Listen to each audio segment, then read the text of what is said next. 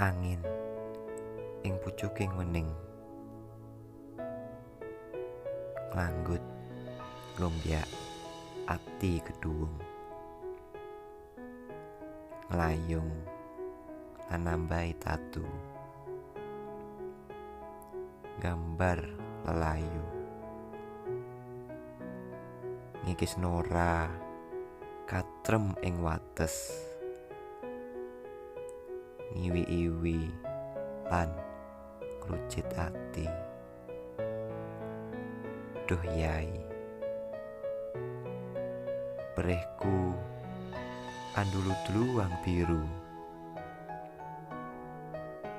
pinenggo nyemplah ati ndudut belung, tegone sliramu